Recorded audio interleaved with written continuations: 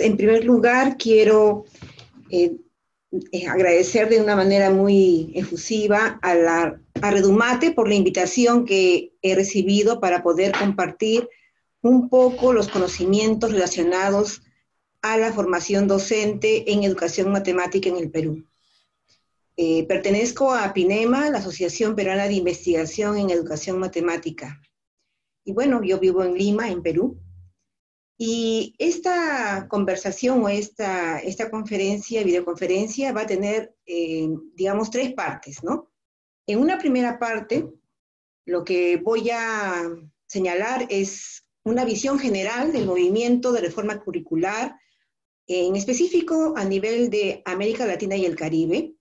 En segundo lugar, vamos a ver las características más importantes de la reforma curricular en el Perú, digamos, una reforma que está enmarcada en ese movimiento a nivel latinoamericano y realmente mundial, ¿no?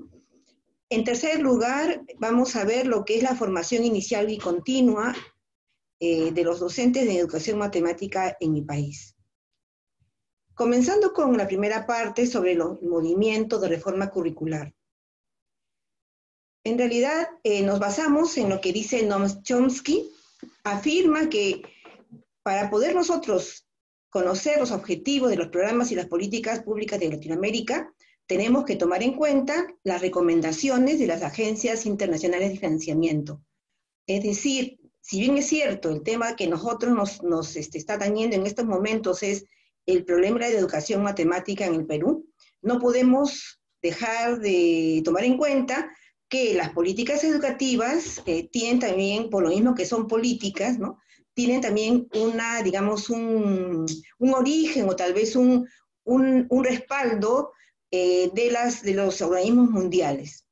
Es así como hay un documento que ha sido revisado por el Banco Mundial en el año 2005, en donde señala de que en los 60 del siglo pasado, en la región de América Latina y el Caribe y los países del Asia Oriental, es decir, lo que son conocidos como los tigres asiáticos, Hong Kong, República de Corea, Malasia, Singapur, nos dicen que ambas regiones de diferentes continentes, ¿no?, de América y del Asia, tenían niveles similares de desarrollo.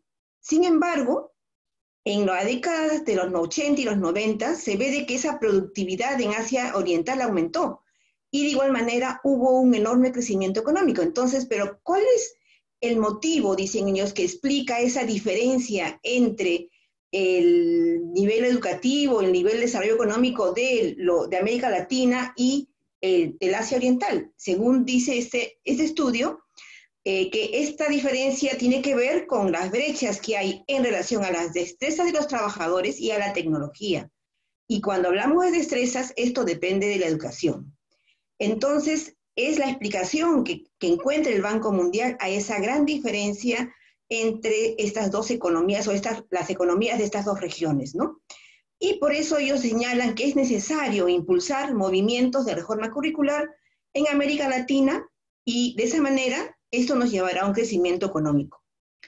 Podemos ver, por ejemplo, en esta figura, cómo es que hay un círculo vicioso, ¿no? Que los trabajadores carecen de destrezas, por lo tanto, no están calificados para poder manejar una tecnología muy, digamos, desarrollada, y debido a esto es que también no hay productividad, no hay crecimiento económico, y por ese motivo tampoco también hay una educación deficiente. Es un círculo vicioso, ¿no? Y por otro lado nos dicen que hay otro círculo que es virtuoso, es decir, que a medida que se incrementa la demanda de los trabajadores, hay una mayor demanda de educación, mayor productividad y por lo tanto innovación tecnológica. Pero aquí quiero también señalar dos párrafos de este texto, de este estudio, ¿no? Nos dice, por ejemplo, que la diferencia con América Latina es que los países de Asia Oriental se emprendieron acciones para mejorar sistemas educativos, aprovechar tecnología y abrir sus economías al comercio global y la inversión. Es lo que se hizo en Asia Oriental, a diferencia de América Latina. Y lo que ellos dicen es que no hay razón para que América Latina esté así, porque en nuestros países, en América Latina y el Caribe, tenemos muchos recursos, cosa que Singapur, por ejemplo, que es tan pequeña, que es un país tan pequeño, no tiene los recursos que sí tiene América Latina. Entonces, lo que ellos dicen es, ¿ellos qué hicieron? comenzaron a invertir en la mejora de sus sistemas educativos, aprovecharon nuevas tecnologías y esto hizo pues que se dé un despegue económico, ¿no? Sin embargo, en América Latina hubo un rezago. Pero yo quisiera un poquito analizar este aspecto que el Banco Mundial señala, que según ellos es por esas diferencias digamos, en la educación de los trabajadores. Lo que sucede es de que nosotros, o sea, mejor dicho, Singapur tenía, digamos, no tenía recursos económicos. ¿Qué es lo único que le queda a Singapur y muchos países que no tienen los recursos naturales que nosotros sí tenemos? Solo les quedan los recursos humanos. Y por lo tanto, ellos invierten en los recursos humanos para de esa manera, digamos, elevar su nivel de productividad y haya un mayor crecimiento. En cambio, lamentablemente, nuestros países, en América Latina y en muchos países del tercer mundo, lo que hacen es, cuando tienen recursos económicos, no invierten en los recursos humanos. O sea, ese es el problema, o sea que tal vez el Banco Mundial no lo ve de esa manera, ¿no?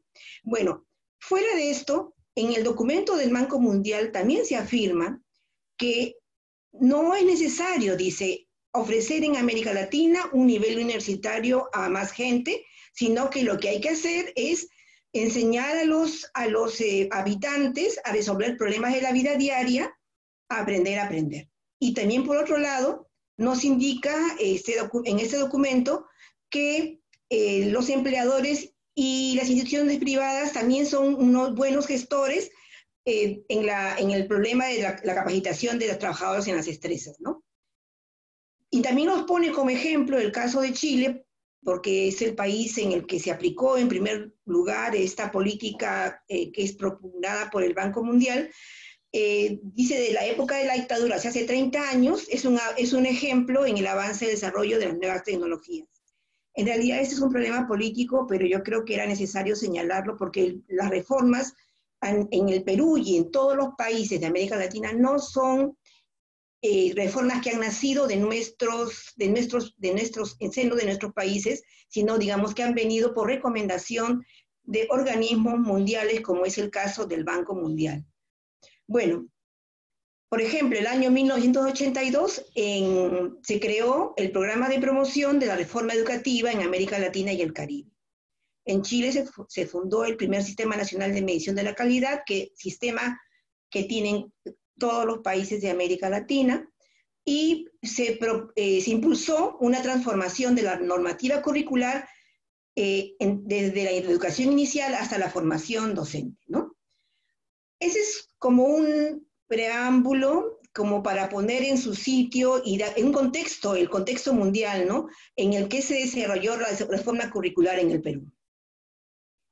La reforma curricular en el Perú es, en realidad, yo diría, comienza en la época de los años 70 con el gobierno militar de Juan Velasco Alvarado. Hubo una reforma educativa en la que se dio mucha importancia al aspecto intercultural. Inclusive en ese gobierno se declaró como idioma oficial el quechua. Pero como que cuando termina el gobierno de Alvarado, comienzan un nuevo gobierno que fue democrático, el de la UNDE, y a partir ya de la siguiente década, en los años 90, es que, digamos, como estamos en toda esa ola, ese movimiento de reformas educativas en América Latina, es que también el sistema educativo peruano está influenciado por estas reformas, ¿no? En la década del 90. En primer lugar, quiero señalar que este sistema educativo peruano actualmente está normado por la Ley General de Educación y la educación básica es la primera etapa del sistema educativo. Hay 3 modalidades que son la básica especial, la básica regular y la básica alternativa. En la educación básica regular hay 3 niveles que ustedes pueden ver en esta tabla, el nivel de inicial, primaria y secundaria, y además tenemos también 7 ciclos, en el inicial 2, en primaria 3 ciclos y en secundaria 2. De igual manera, tenemos hay grados en inicial digamos, de 0 a 2 y 3 a 5, primaria y secundaria del primero al quinto, de primero al sexto grado en primaria y del primero al quinto grado en secundaria. Esa es la estructura básica de nuestro sistema educativo en el Perú.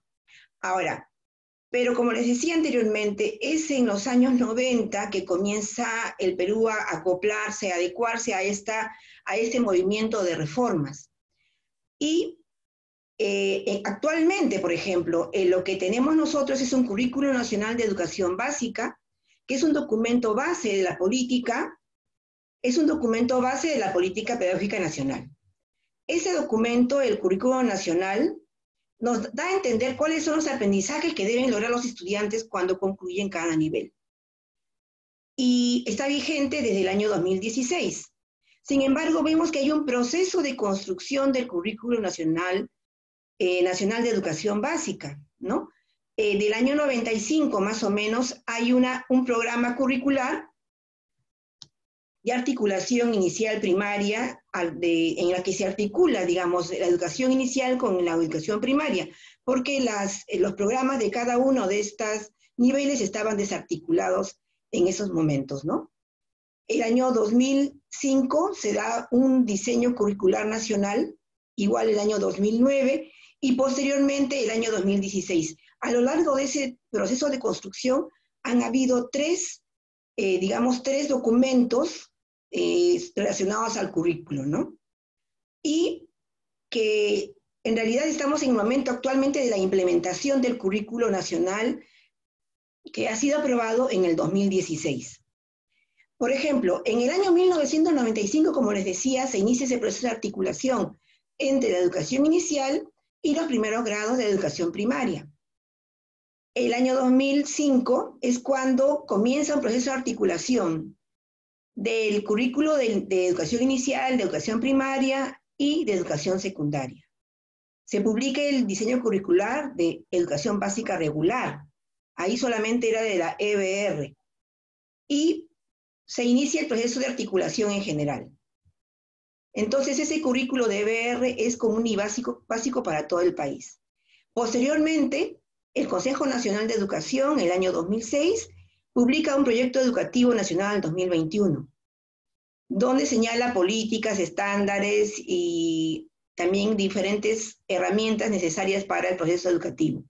El 2009 se da la finalización del proceso de articulación de los currículos de educación inicial, de educación primaria, de educación secundaria. Y se publica un diseño curricular nacional de EBR, ¿no? Conocido como el DCN. A partir del 2010 se inicia un proceso en el que se elaboran los estándares de aprendizaje bajo la modalidad de los mapas de progreso. Quien estaba encargado de este trabajo era el Instituto Peruano de Evaluación y Acreditación y Certificación de la Calidad de la Educación Básica, IPEBA. Pero este proceso dura del 2010 al 2015, cuando ya el IPEBA es desactivado y quien toma el encargo de elaborar los estándares es el CINEACE, ¿no? Que es un Sistema Nacional de Evaluación y Acreditación Educativa. En el proceso de validación se utilizan tareas auténticas, o sea, es un trabajo realmente hecho, es un trabajo de campo realizado en varios centros educativos a nivel nacional. Los especialistas recogen información y a partir de eso ellos van creando, digamos, esos niveles de desarrollo dentro de ese mapa de progreso, los mapas de progreso, ¿no? Y finalmente, el 2016 es que se publica el Currículo Nacional de Educación Básica, que es, en base a ese currículo nacional, que ya es de toda la educación básica, es que sobre esto se elaboran los programas y herramientas curriculares, tanto de la educación básica regular como la educación básica alternativa y la educación básica especial. Es así como nosotros tenemos, digamos, hemos visto el proceso de desarrollo de ese currículo que comienza el 95 y que termina más o menos el 2016 y que en este momento está en proceso de implementación. Pero para poder realizar el análisis, lo que hemos hecho ha sido leer los tres currículos y elaborar una tabla en la que vamos a comparar diferentes nociones, definiciones que se están utilizando en los tres documentos, en estos tres documentos, ¿no? Por ejemplo, ¿qué es lo que es la competencia? ¿Cómo se formulan las competencias? ¿Cuál es la definición de capacidad? Y vamos a ver a continuación esa tabla, ¿no? Podemos ver, por ejemplo, que según dice un trabajo de la UNESCO, en el DCN del 2009, el enfoque disciplinar y pedagógico es constructivista y producción de problemas. En el caso del currículo actual, el currículo nacional de educación básica, el grupo GRADE hace un estudio sobre este currículo y dice que está centrándose más en ya no en los objetivos académicos, sino que deja de centrarse en esto y va más a un paradigma constructivista centrado en el aprendizaje por competencias. Vean ustedes aquí estos cuadros, este cuadro, ¿no? Este cuadro comparativo.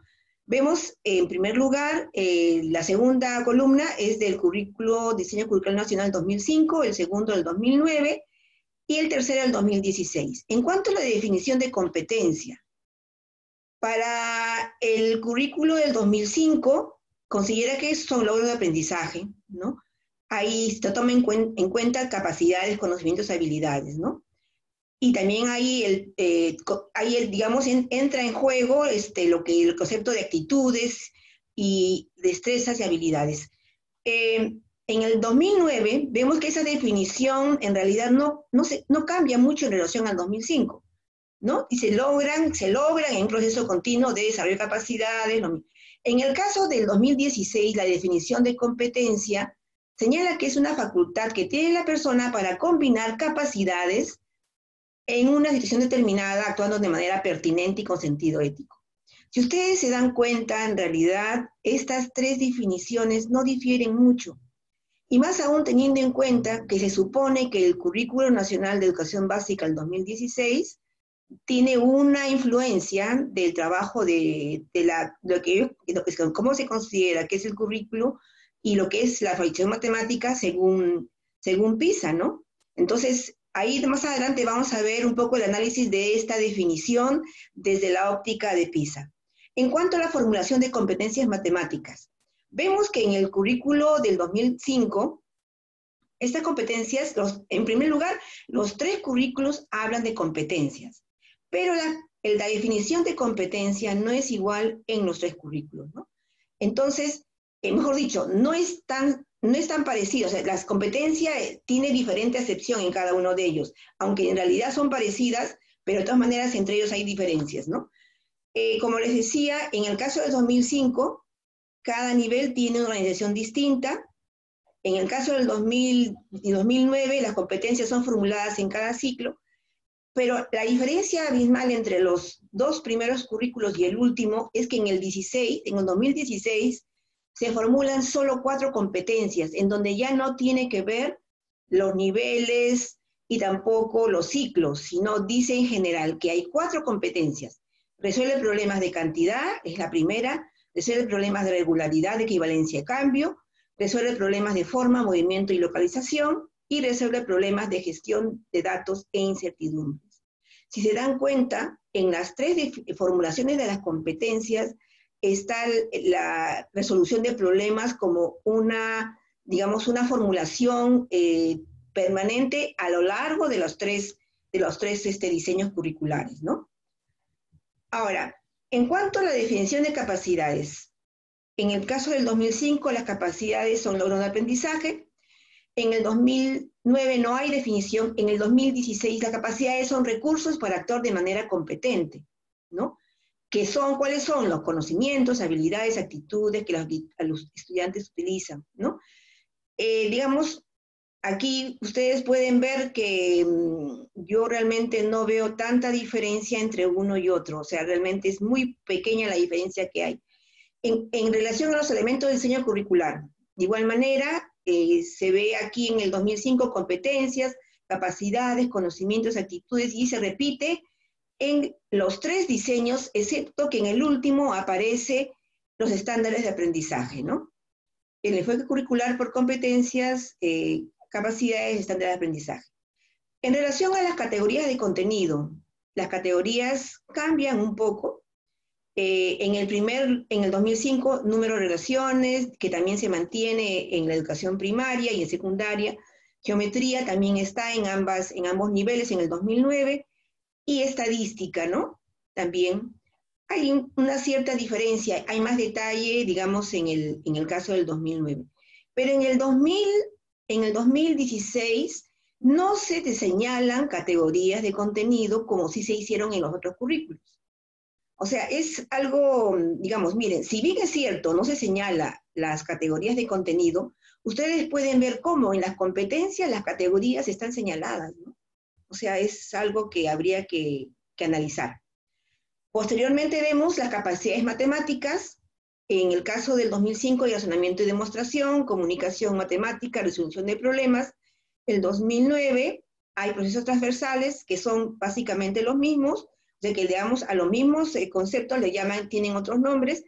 Y en el caso del 2016, las capacidades son traduce, comunica, usa estrategias y procedimientos, argumenta afirmaciones, representa datos, sustenta conclusiones y modela. Son las capacidades que tienen mucha influencia, digamos que han sido un poco recogidas del estudio de PISA, de todo el modelo que ellos señalan, ¿no? Y que la OCDE también señala sobre las competencias y las capacidades que se desarrollan. Sobre esto, una forma de poder analizar, justamente hemos elaborado el cuadro para hacer un análisis comparativo de estos 3 currículos y ver cómo ha sido ese proceso de desarrollo del diseño curricular en el Perú.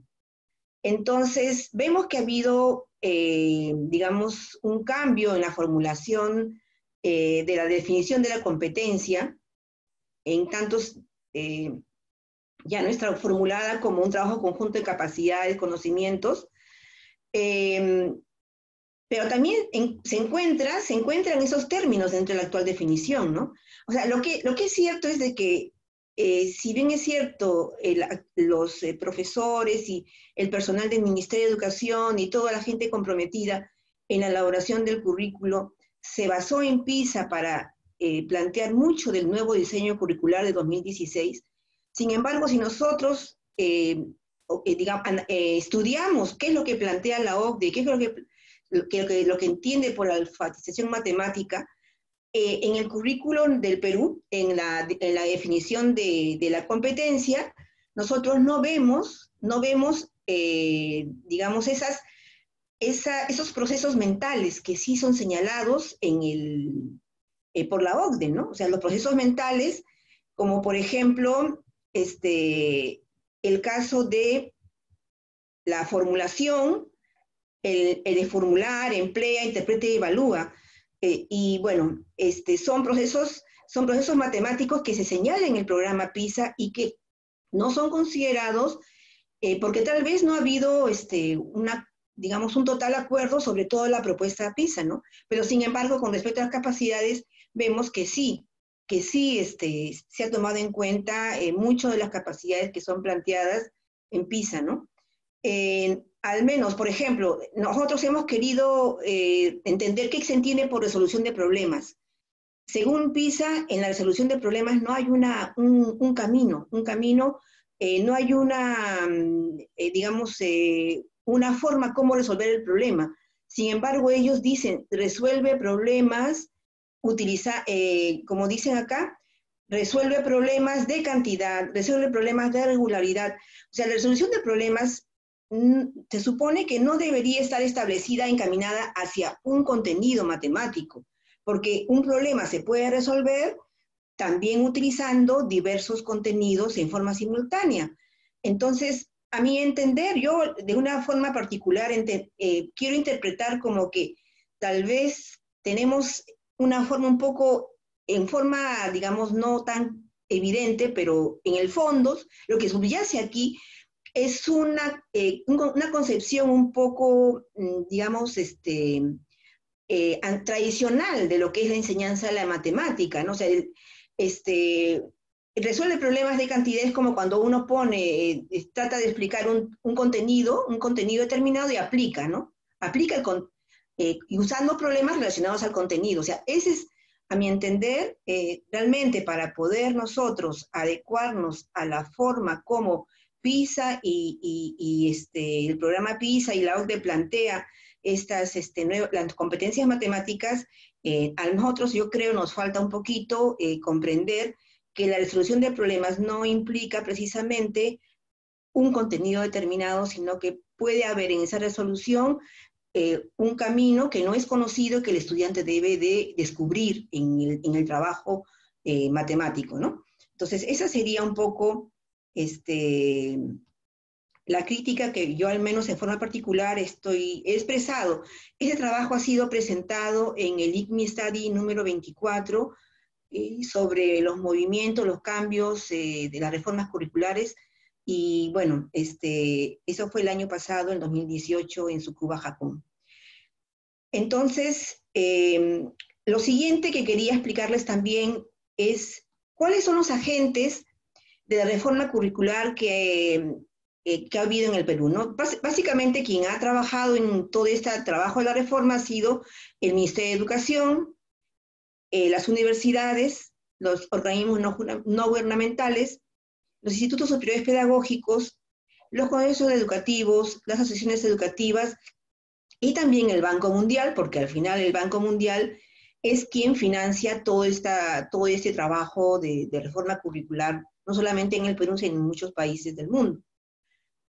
En este proceso de la reforma curricular vemos que han habido procesos de articulación, como les decía al inicio del año 95, ¿no? Cuando los programas estaban todos desconectados, del inicial con el de primaria y secundaria estaban totalmente desconectados, y ya después comienza a haber un proceso de articulación entre los programas de diversos niveles. Y también otro proceso importante en la reforma es justamente la elaboración de esos estándares de aprendizaje que les explicaba, que fue del año 2010 al 2015, ¿no? En cuanto al enfoque curricular, digamos, que se asumía al inicio de este proceso de reforma curricular, al inicio se tenía una visión academicista en cuanto a lo que lo primordial eran los contenidos, ¿no? O sea, los temas, y a partir de eso se enseñaba. Pero en cambio, ya después es que se da un cambio del enfoque curricular a un enfoque humanístico, en la medida que lo que se plantea es que el aprendizaje debe estar centrado en el estudiante, y también, por otro lado, hay un enfoque tecnológico, porque estamos diciendo que el aprendizaje debe ser basado en la adquisición de competencias, ¿no? En las competencias que los alumnos deben de tener al momento de culminar su proceso de enseñanza-aprendizaje. Bueno, eso es con respecto al proceso de reforma curricular en el Perú. Ahora quisiera un poco explicarles, la tercera parte viene a estar señalada, como les decía antes, sobre la formación docente inicial y continua en educación matemática, ¿no? En el Perú. Voy a darle primero una visión histórica de esta formación de profesorado. O sea, nosotros sabemos por estudios históricos que en el antiguo Perú habían los antiguos amautas, que eran los profesores que enseñaban, ¿no? Enseñaban digamos, generalmente a la nobleza, y la enseñanza, la nobleza incaica, y la enseñanza a nivel de las familias era dada por los padres o los abuelos que enseñaban a los hijos, a los nietos, ¿no? Pero no se conoce, había el Yachaywasi, había diferentes, el Yachaywasi, que era la casa del saber también. Eso es en la época incaica. Sobre la formación de profesorado en la época de la colonia, un poco como que no se ha investigado mucho, no tenemos mucha información. Por eso aquí les voy a dar a conocer un poco sobre la historia de la educación o la educación matemática a partir de la República, ¿no? Es así como, más o menos desde el 1822 al 1871, es que se crean escuelas normales que tienen un periodo corto de duración. En 1826 surge la Escuela Normal de Mujeres, que posteriormente viene a ser el Instituto Pedagógico Nacional de Mujeres de Monterrico. Eso fue en el año 1928. En 1905 se crea la Escuela Nacional de Varones en Lima. Más adelante, en el siguiente, en más o menos 50 años, 60 años más adelante, es que pasa a ser la Universidad Nacional de Educación.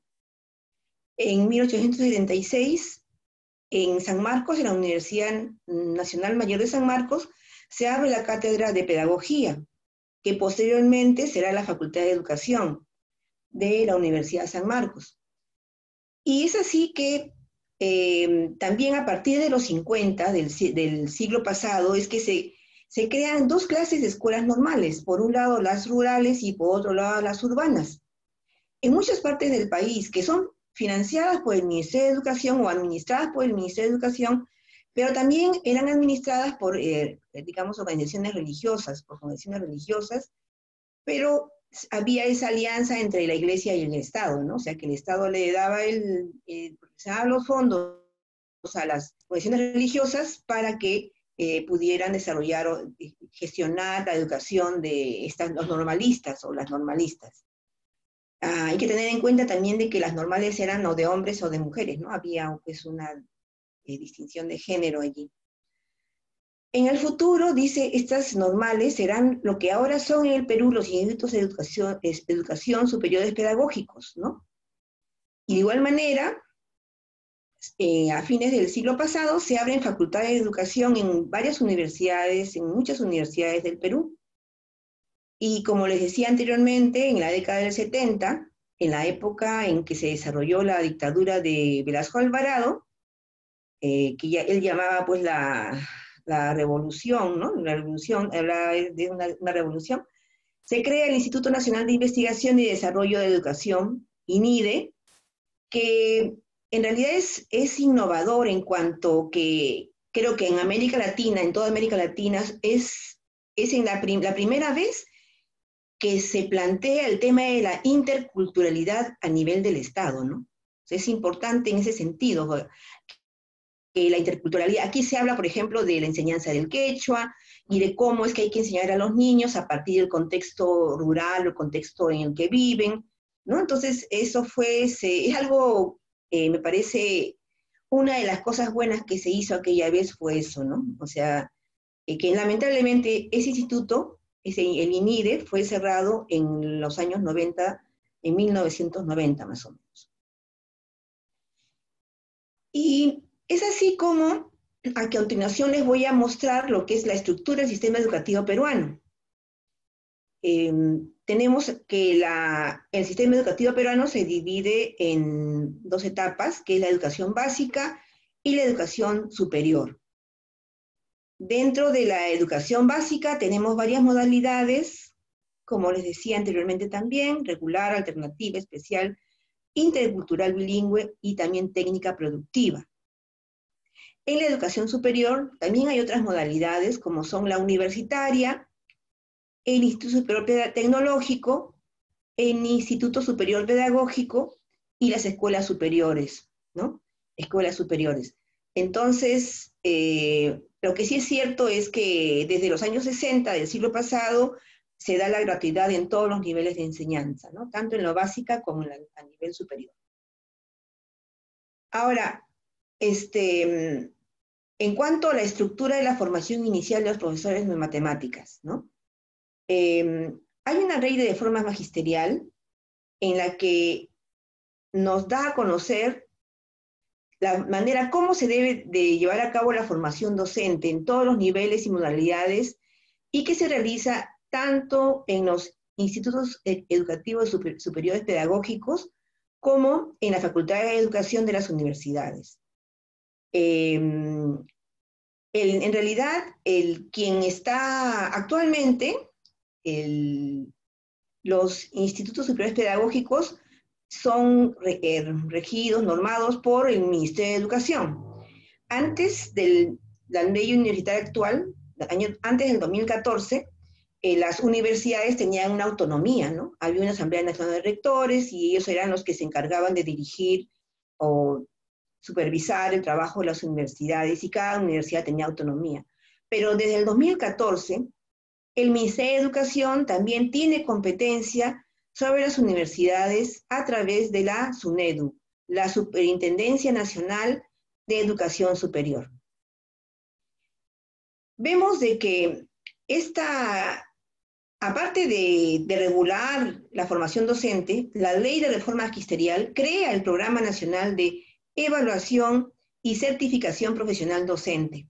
Entonces, es necesario para poder acceder a la carrera pública tener que ser evaluado por este programa nacional. Y es necesario también si es que uno no es evaluado, no puede permanecer en la carrera pública, ¿no? A partir de la ley del profesorado del 2013 se dice que solo los docentes titulados ingresan a la carrera magisterial. Y los docentes de educación primaria, en realidad enseñan todas las materias. En cambio, el docente de educación secundaria solamente se especializa ya sea en matemática, o puede ser en matemática y física, o en matemática e informática, ¿no? Muchos profesores lo que hacen es, en realidad estudian no tanto porque tengan la vocación de estudiar, sino porque a veces no han alcanzado un puntaje mínimo para poder ingresar a otra carrera, ¿no? Entonces, eso hace que no haya esa vocación que nosotros nos desearíamos para poder desarrollar procesos exitosos en la enseñanza a los niños, ¿no? En realidad, el nivel educativo de los estudiantes de los institutos educativos superiores pedagógicos es un poco bajo, porque solamente el 20% de los estudiantes de estos institutos tienen un nivel de rendimiento satisfactorio. En cuanto a la formación inicial, podemos ver que la formación inicial en lo que es la educación matemática se da tanto en institutos superiores pedagógicos como en universidades, ¿no? El Ministerio de Educación lo que ha hecho para promover que aumente la cantidad de estudiantes en la carrera de educación ha sido dar becas por medio de un programa nacional de becas, ¿no? Más o menos del año 2014, y hay unas becas como la que es de vocación maestro, que es para educación primaria, y también la beca para los estudiantes de las comunidades o pueblos originarios que desean estudiar educación intercultural bilingüe en universidades o en institutos, ¿no? También hay que tener en cuenta de que en los institutos, como es en las facultades de educación, la carrera dura 10 semestres o 5 años, ¿no? Y en el caso de los institutos superiores pedagógicos, estos institutos tienen un plan único, en cambio las universidades tienen autonomía. Las universidades elaboran el diseño curricular o su malla curricular de acuerdo a su criterio, ¿no? Por ejemplo, vemos que en el caso de los institutos superiores pedagógicos, en educación primaria, los cursos de matemática solamente representan en matemática y didáctica de matemática, representan un 7% de todo el conjunto de cursos que llevan los estudiantes de estos institutos superiores pedagógicos y facultades de educación para primaria. En el caso de secundaria, el porcentaje es mayor, es el 25%, ¿no? Por ejemplo, en este cuadro vemos los cursos de matemática y didáctica que llevan tanto en estos institutos como en las facultades de educación, tanto en primaria como en secundaria, ¿no? Y vemos en realidad que los porcentajes son muy bajos y eso lleva a que haya muy poca, digamos, interés o muy poca habilidad y capacidad de los profesores, ¿no?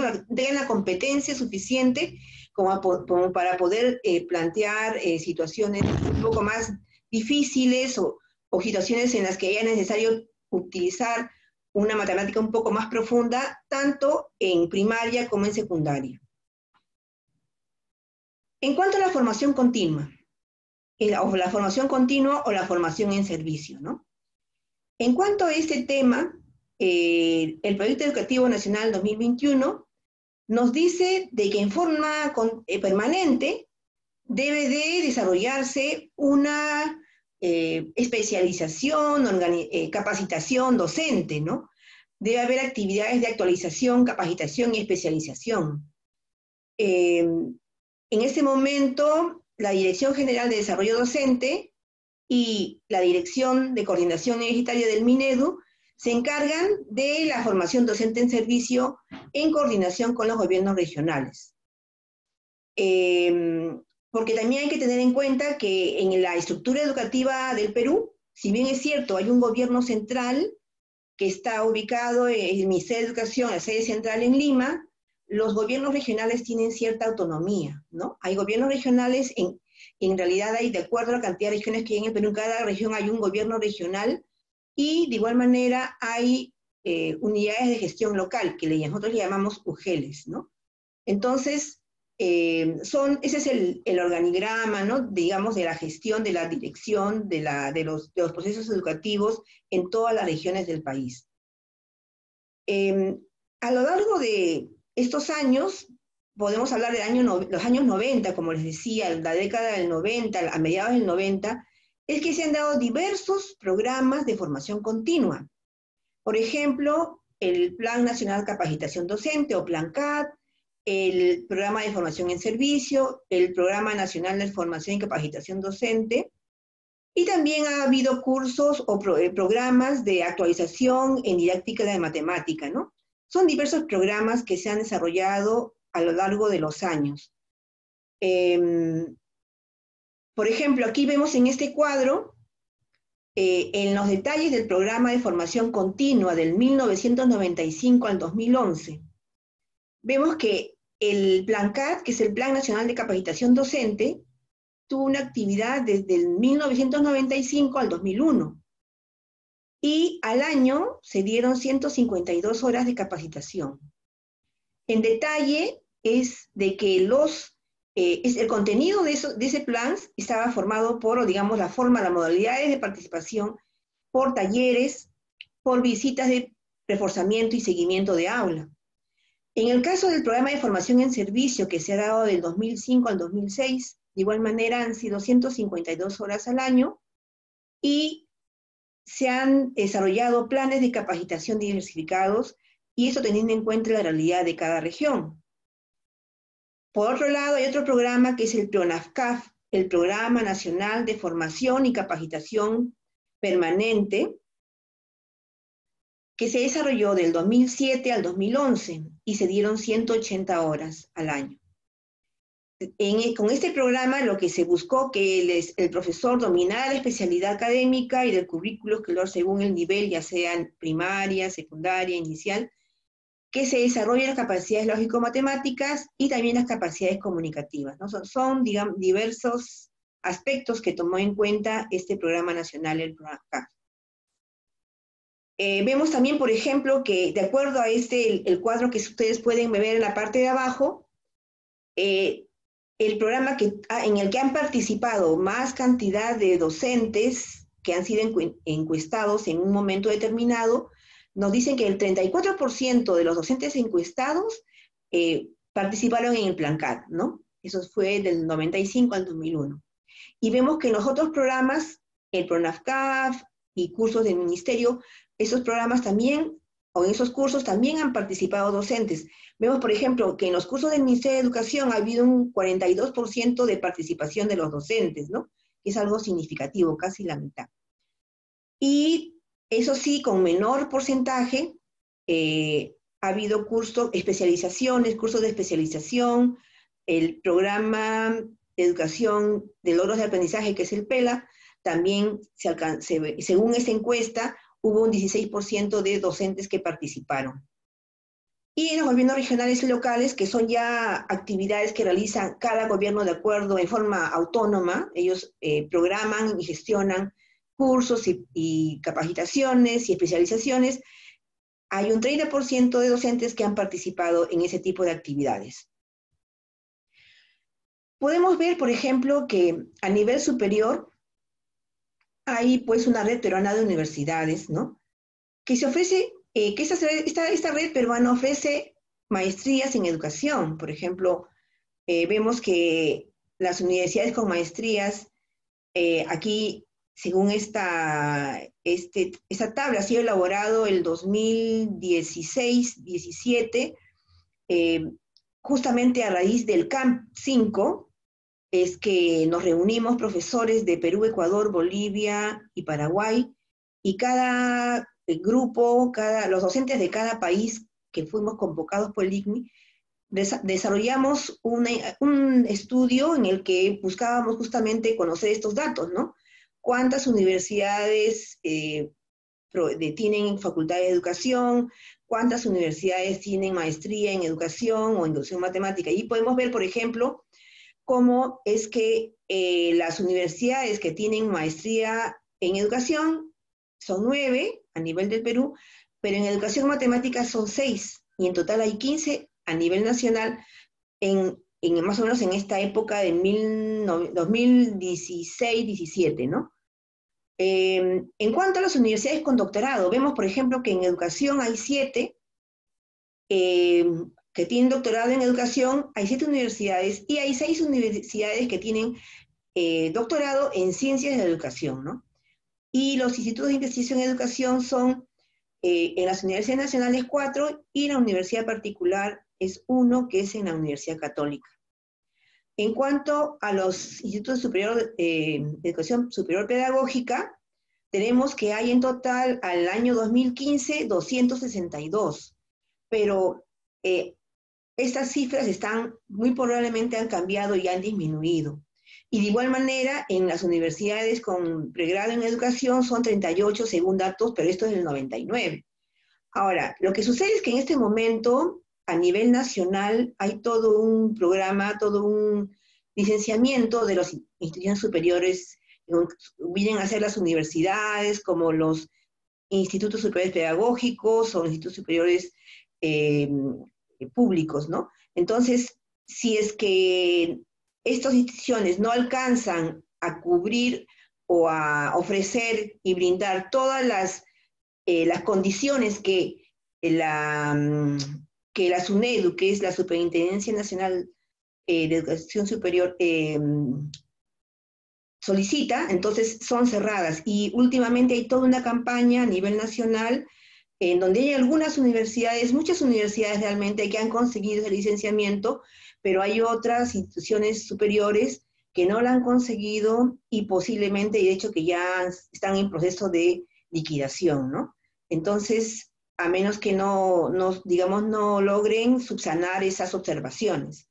Es por eso que estos datos es muy probable que en el futuro, que en estos momentos estén un poco disminuidos, ¿no? Bueno, quería también darles a conocer, por ejemplo, en estos programas de formación docente, cuál es la composición, o sea, de las instituciones contratadas para que capaciten a profesores de primaria. Vemos de que el conjunto de instituciones contratadas, un 10% vienen a ser universidades, y en un 48% el Estado contrata a institutos superiores pedagógicos para capacitar a docentes en la educación primaria, ¿no? Ahora, quiero aquí darles a conocer, según estos cuadros, digamos, un poco el proceso de desarrollo de esa formación en servicio. Desde el año 93 es que se ha desarrollado un diagnóstico general de la educación peruana. A partir de conocer la realidad y teniendo en cuenta que se está iniciando un proceso o una reforma curricular, es que se ha estado en 95, por ejemplo, planteando, como les decía anteriormente, el Plan CAT en la educación primaria. Posteriormente, el Plan CAT también se aplica el año 96, y también hay un programa de mejoramiento de la calidad de la educación peruana, que es el MESEP. El año 97, este programa también, el Plan CAT se aplica tanto en inicial como en primaria, y también el MESEP en inicial. El 2001, vemos que ya se llega a la educación secundaria en ambos programas, tanto en el MESEP como en el Plan CAT. El año 2002 hay un Programa Nacional de Formación en Servicio, se desarrolla ese programa. El 2007 el PRONASCAF continúa, ¿no?, desarrollándose. A partir del 2012 lo que vemos aquí es que hay todo un programa de marco del buen desempeño docente, se habla de las buenas prácticas, que actualmente también eso continúa, ¿no? Continúa.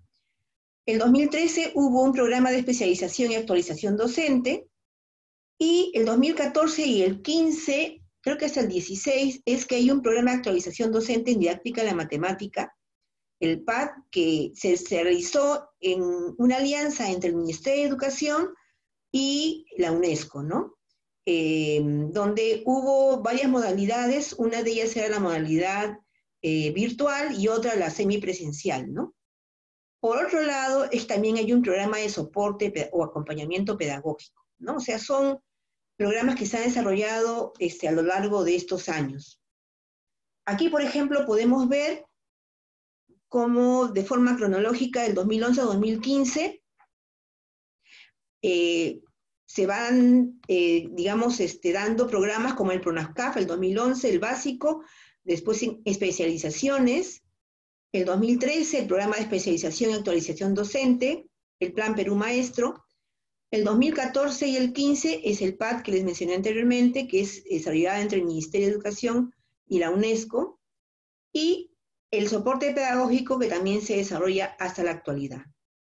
Lo que en este momento nosotros estamos como ya se ha aprobado el diseño curricular de educación básica, pero el currículo nacional de educación básica, es que están en proceso de implementación y se están desarrollando cursos desde el 2017, 2018, 2019, cursos en los que se trata de comunicar todo lo relacionado al Currículo Nacional de Educación Básica, ¿no? Por ejemplo, el Perú Educa es una plataforma, un sistema digital para aprendizaje, y digamos, está gestionado, es solamente para profesores de la educación pública.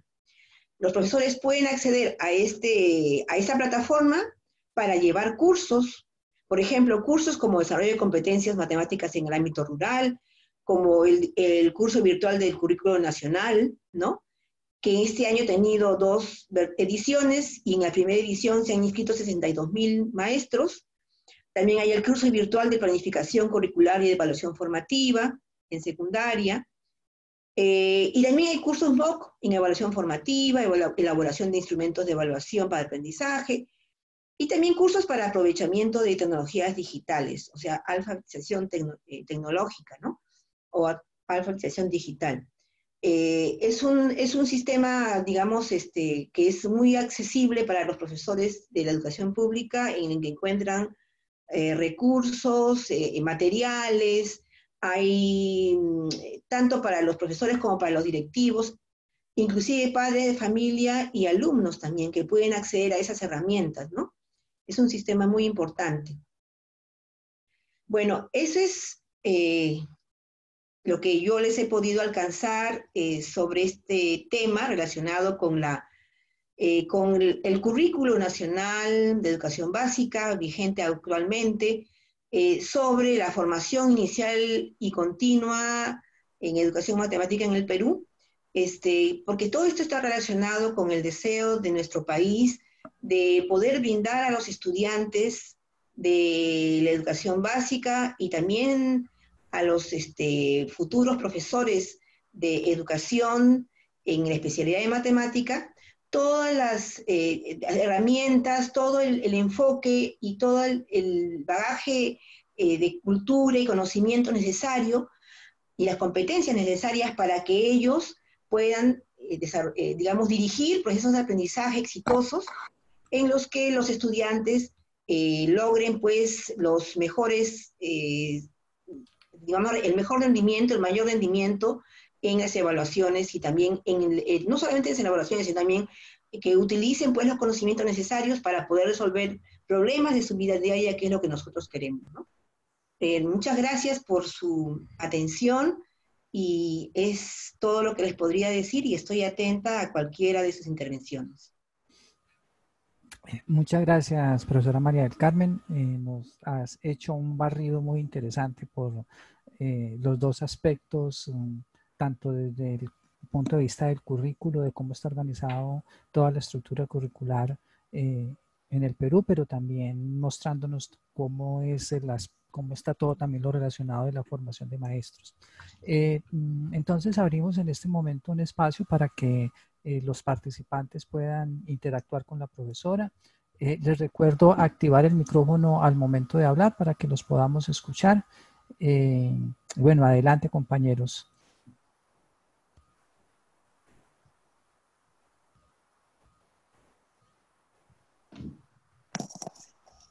Hola, hola.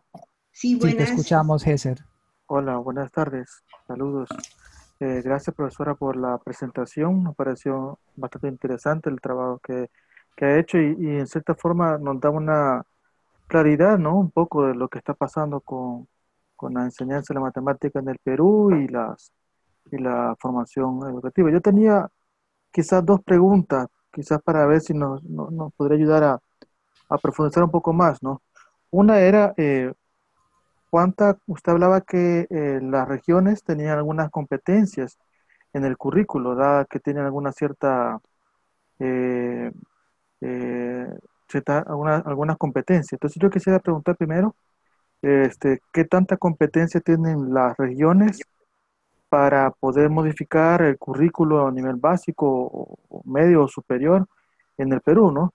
Y la otra que quisiera hacer es, ¿qué oportunidades de desarrollo profesional tienen los docentes, eh, ya sea de cualquier área o específicamente en matemática, para poder seguir formándose, ¿no? Y qué tan valorada está la carrera docente, ya sea a nivel secundario o superior? Que, un poco más acerca sobre ese tema, ¿no? Claro, sí, en realidad nosotros, no es desde ahora, no es en estos últimos años, sino ya desde muchos años atrás en las regiones se ha practicado lo que se llama diversificación curricular. Ujú. Es decir, la necesidad de que las competencias y bueno, en ese tiempo los contenidos y digamos los objetivos, en ese tiempo se hablaba de objetivos de aprendizaje, ¿no? Anteriormente, Sí, estén enfocados en la realidad y en el contexto del estudiante. Entonces, en cada región había un programa, un programa de la región, o sea, un programa curricular de la región que tomaba en cuenta la cultura, o sea, el aspecto de los pueblos originarios, ¿no? El aspecto sí. histórico, ¿no? La realidad, el contexto. O sea, como les decía, y a mí me parece, no sé por qué, pero es la realidad, en los años 70, a raíz de la reforma educativa, se habla de interculturalidad en el Perú. Y de los 70 y los 90, y continuamente ese tema ya está muy desarrollado. Y lo que les puedo decir es, yo en realidad soy de la especialidad de etnomatemática. Ajá, sí. Ajá, etnomatemática. Y yo les puedo decir que a nivel académico, como etnomatemática, así como hay en Colombia y como hay en Brasil, lamentablemente en Perú no hay. O sea, universidades Ujú. que vean estudios, investigaciones de etnomatemática, casi no hay, son muy pocas. De haber hay, pero son muy pocas. Sí. Sin embargo, me he dado cuenta que hay muchos docentes de aula, y le estoy hablando no de ahora, de hace 10 años y más tal vez, que ellos por su cuenta investigaban sobre etnomatemática y porque yo he visto en internet trabajos que han hecho de diversas regiones del Perú sobre Hubiratán de Ambrosio y cómo enseñar matemáticas a partir del contexto cultural. Entonces, eso sí se está dando. Yo no diría que no era así, o sea, no era así a nivel oficial, no, pero a nivel de la base, de los docentes, Ujú. sí lo practicamos.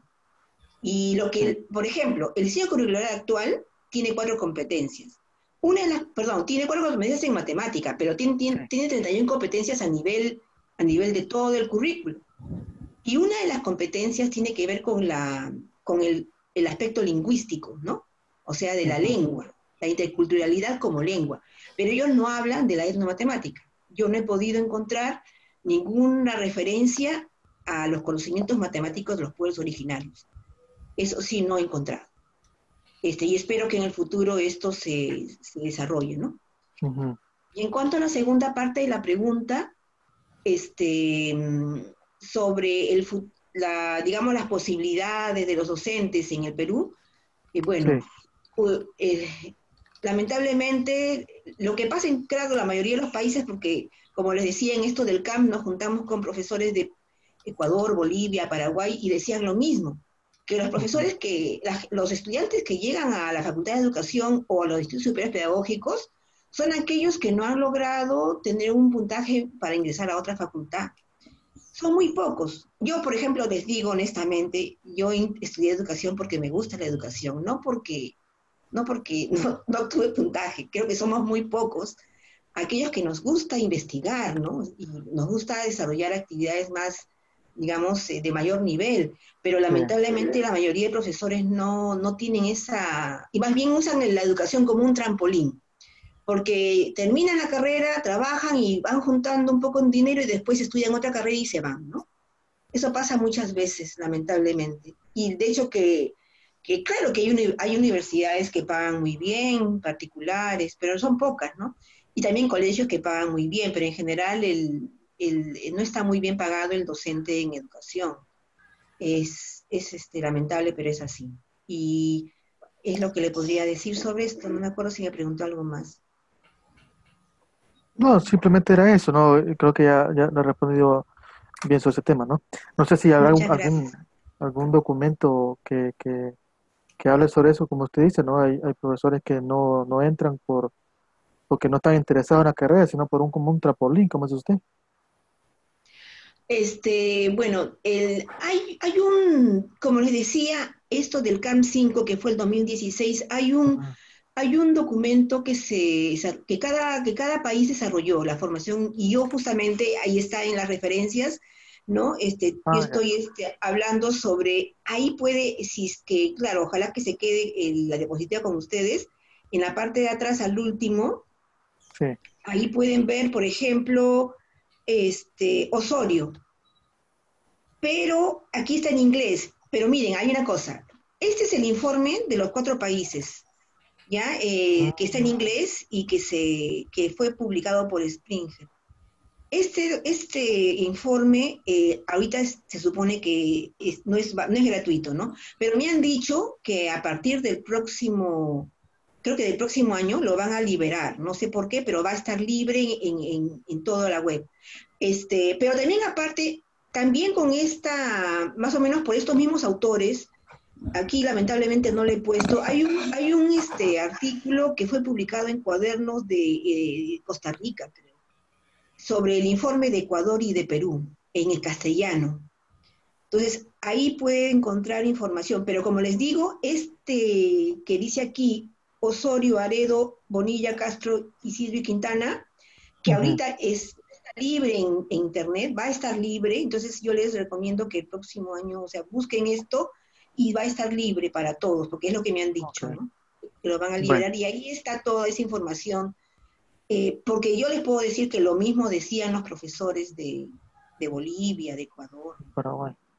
sí, Ok, Paraguay. gracias, profesor. Ya, de nada. Edgar, adelante.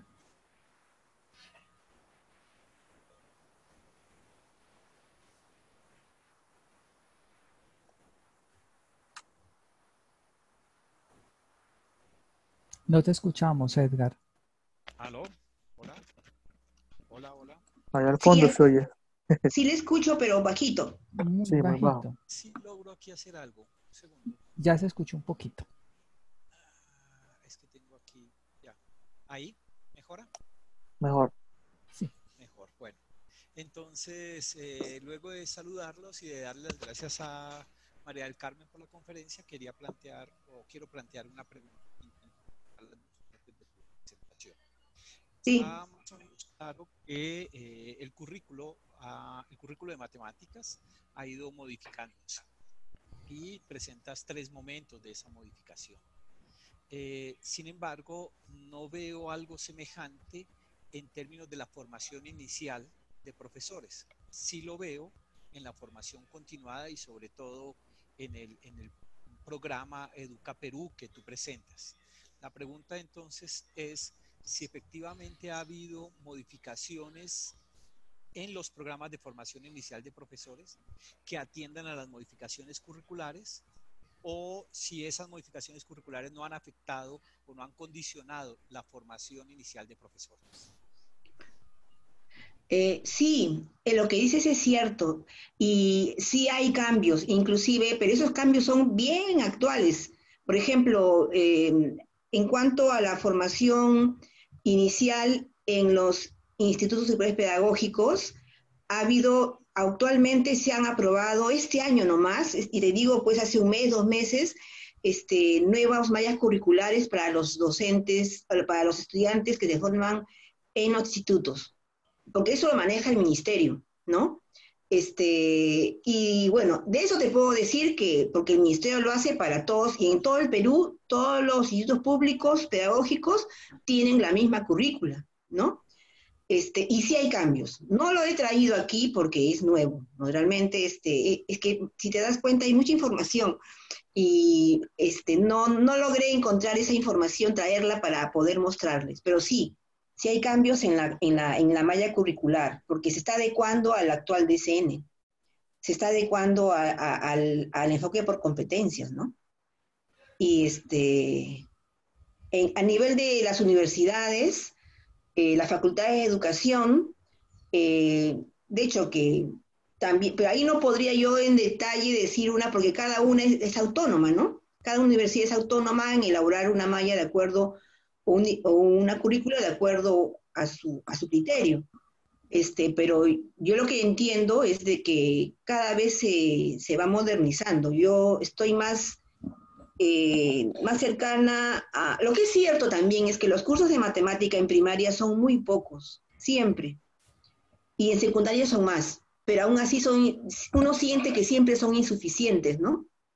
Que como que uno quisiera más cursos de matemática porque se da cuenta que le falta, pues, o sea, adquirir competencias, ¿no? Para poder enseñar a los estudiantes. Eso podría decirte. De que hay cambios, sí hay, pero no los he mostrado aquí porque esta situación es un poco nueva, diría, ¿no? Ok, muchas gracias, María del Carmen. Sí, de nada. ¿Alguien más? Bien, mientras alguien se anima, yo también quisiera hacerle una pregunta. La parte de la reforma curricular que, si mal no recuerdo, inició como en el 95 y digamos estuvo terminando hace un par de años para que se instalara todas esas etapas que tú nos mencionaste, pues, me dio la impresión, o que digamos que estuvo durante todo el tiempo bajo la tutela del Ministerio de Educación. Y la pregunta es, ¿qué tanto nivel de participación tuvo en ese proceso de reforma las comunidades, los maestros, las universidades, o esto siempre fue algo dirigido directamente por el ministerio, como en una política de expertos que entregaban los productos, o la comunidad participó de elaboración de todos esos procesos? Aquí no lo he señalado, porque realmente el proceso es más complejo, ¿no? Ha habido un proceso de consulta. Yo recuerdo, no lo he señalado, pero más o menos en los años 2000, por allí, hubo toda una consulta donde se aceptaba todo tipo de sugerencias que viniera y que uno podía elevar al Ministerio de Educación, había un lugar donde poder plantear algo, digamos, su posición con respecto a la educación en el Perú, porque era un proceso de reforma. Sí hubo consulta a la población en general, sí ha habido. Inclusive con respecto a la educación intercultural bilingüe también, o sea, en general se trata de que los cambios, los procesos se den habiendo escuchado y habiendo considerado la opinión de la población, tanto de profesores como de los padres y en general la comunidad. Ahora, en el proceso de elaboración de los estándares, ha habido participación de expertos, ha habido participación de universidades, ha habido consulta, bueno, también digamos, expertos internacionales, había todo un trabajo muy, muy bueno, ¿no? O sea, sí ha habido participación de las universidades e inclusive se invitaban a organizaciones no gubernamentales relacionadas con la educación, que tienen prestigio, ¿no? En el Perú. Ya recuerdo apoyo, el grupo apoyo tiene allí un trabajo en educación matemática y se le ha invitado a tarea y así. Diversas instituciones, ONGs, asociaciones educativas, ¿no? Que también han aportado. Sí, no solamente ha sido el ministerio y los que trabajan en el ministerio, sino que ellos han convocado, como les decía, eso les mostré este cuadrito donde dice los agentes, ¿ven? Universidades, ONGs, consorcios educativos, asociaciones educativas, todo esto participa, y también la población, de hecho, solo que aquí no lo puse, ha sido un error, bueno, no sé si un error, porque también no ha sido una cuestión así, pues, como una invitación, ¿no? Sino, pero sí ha habido en algún momento determinado, inclusive el Consejo Nacional de Educación aportó, ¿no? Aportó con respecto a esta reforma, por ejemplo, aquí, como les decía, publica el proyecto educativo al 2021. Y también el Consejo Nacional de Educación ha desarrollado una encuesta, recuerdo, una encuesta a los docentes, todo relacionado al currículo. Entonces, toda esa información se ha sistematizado. Y hay organizaciones como, por ejemplo, GRADE, que es un grupo de investigación, de investigadores que apoyan al ministerio y trabajan con otras instituciones extranjeras, ¿no? Y sí, hay un trabajo de diversas, digamos que el trabajo viene de diversas fuentes, ¿no? No es solamente el Ministerio de Educación. No. Muy bien. Y sí. Bueno, ¿y cómo valoran ustedes esos cambios que se han dado? ¿O está todavía muy temprano para emitir juicios acerca de si han sido benéficos o si las cosas siguen más o menos igual? Lo que pasa es de que ahorita no, pero anteriormente hubo varios procesos, como por ejemplo, hablaban del marco curricular, hablaban de las rutas de aprendizaje, que tenía que ver más con la metodología, como propuestas metodológicas, ¿no? De didáctica de la matemática, de didáctica de diversas áreas. Entonces, como que hubo una confusión de los docentes. En ese momento, estoy hablando de qué año, el 2015, 2014, había un poco de confusión. Pero lo que yo te podría decir es, porque como yo soy de etnomatemática, yo me comunico con profesores de Puno, del sur, cerca de Bolivia, con profesores de Cajamarca, del norte, allá cerca, ¿no? Por el norte del Perú, o sea, de diversas regiones. Yo lo que veo así, te estoy hablando de una manera no sistemática, sino intuitivamente, es que ya hay una visión distinta de lo que es un proceso de enseñanza-aprendizaje. O sea, ya no es antes como contenidos que se enseña que el álgebra, la aritmética, no, ya no es así.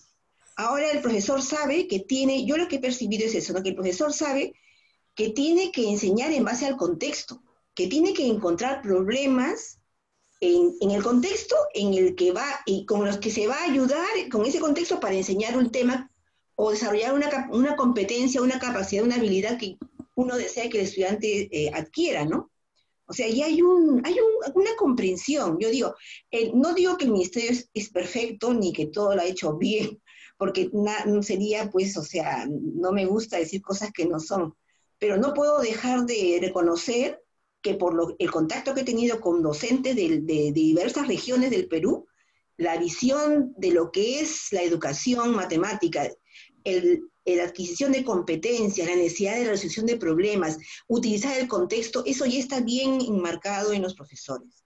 El trabajo con el material concreto, por ejemplo, ¿no? Que algo no está pasando en todo caso. Eso es claro, que se nota que algo está pasando y eso tiene su valor. Claro, porque el ministerio está, como les decía, este año no he podido encontrar esa información, discúlpenme, pero yo creo que a veces uno quisiera tener el tiempo y no puede, pero este año ha habido varios, y el año pasado ha habido varios cursos con los que se está implementando el diseño curricular. Entonces, los profesores ya están conociendo, están comprendiendo más el currículo, ¿no? El que se está planteando en matemática y todas el mapa de aprendizaje, ¿no? Y los niveles que hay, ¿no? Y todo eso, se está comprendiendo más. Muy bien. Pero de hecho que falta también mucho, pero bueno, al menos, o sea, es que con los docentes con los que yo me comunico lo manejan, no sé, pero al menos... Ese es un tema muy complejo que yo creo que se vive, cualquier país lo viviría. Y es, una cosa es la formulación de los procesos de reforma, que generalmente siempre son procesos de muy largo aliento, y otro problema más complejo, y el otro problema es la instalación de esos procesos curriculares en las instituciones educativas, que eso requiere otro tipo de esfuerzos y otro tipo de trabajos, y muchas veces los procesos curriculares pasan, se cambian, y las instituciones educativas no logran realmente apropiarse de esos procesos cuando ya les está llegando otro nuevo. Entonces, ese es un asunto bien complejo para los países cuando deciden embarcarse en procesos de reforma educativa. Digamos que finalmente promulgar los proyectos de reforma puede ser más fácil que instalarlos en las instituciones educativas. De hecho que sí es difícil. Bueno, como ya les dije en algún momento, yo tengo algunas observaciones con respecto al diseño curricular, el trabajo presentado en el IGNI Study, como les decía, esa cuestión de las facultades mentales o los procesos mentales que debería desarrollarse, no se consideran, como que todavía está un poquito metido lo de los contenidos y esa posición academicista de resolver problemas de aritmética, de tal cosa, de cuando para mí debería ser otro tipo de formulación, ¿no? Pero sin embargo, o sea, hay muchas cosas buenas como el asunto de que el profesor busque el contexto, que el profesor usa materiales, que el profesor trata de saber competencias, ¿no? O sea, y que es una visión distinta de la educación, felizmente, ¿no? Al menos en los que, como les digo, con los que yo he podido contactarme, y que hay mucho de interculturalidad, sí, en el Perú, eso sí, bastante, felizmente. Al menos, como yo soy de nueva temática, ahí me parece excelente que eso se desarrolle, ¿no? Por supuesto. ¿Alguien más tiene alguna pregunta, comentario para nuestra invitada? Bueno, yo creo entonces que como que nadie se anima, no nos resta entonces sino pues agradecerles a todos, y de manera muy especial a la profesora María del Carmen por la presentación que nos ha realizado, y que nos da, como dije hace un ratico, un panorama muy amplio de todo el proceso de formación en educación matemática en el Perú, tanto de cómo está organizados los procesos alrededor de la educación básica, como los procesos de formación de maestros. Vemos, y me parece que es muy interesante resaltar, cómo el país ha sostenido a lo largo de unos casi 20 años todo un proceso de reforma que efectivamente pues por lo menos se ve continuidad en las acciones y en las políticas educativas, y como nos decía la profesora, pues los maestros también empiezan a apropiarse de esos elementos y de esos procesos curriculares. Creo que hay una experiencia interesante que vale la pena que desde otras latitudes las podamos conocer más en detalle y poder aprender también de estos procesos. Muchas gracias, María del Carmen, por la invitación, y entre mañana posiblemente les comparta el enlace para que puedan ver el video y para que se pueda compartir por las redes. Muchas gracias a todos, y quedamos invitados para dentro de un mes que tendremos, ay, se me olvidó, la conferencia que en noviembre es la, bueno, se me escapó en este momento y no tengo a mano el papelito. En un mes, el primer miércoles del mes de noviembre, el primer martes del mes de noviembre, tendremos entonces la tercera conferencia, y ya les estaremos avisando con anticipación. Mil gracias, y bueno, Ya. hasta la próxima. ¿Puedo dar unas palabritas? Y puedes despedir, de eso te iba a decir, que te dejaba la palabra para que te despidieras. Muchas gracias, Gilberto, por la invitación, y también a Gilbert. Por la invitación y poder compartir, ¿no? Todas estas experiencias y todo este proceso de construcción de la reforma curricular que se está dando en mi país, y de hecho que estaré encantada de poder también escuchar la próxima presentación que va a ser en noviembre. Voy a estar al tanto. Muchas gracias por la invitación, y a todos muy buenas tardes.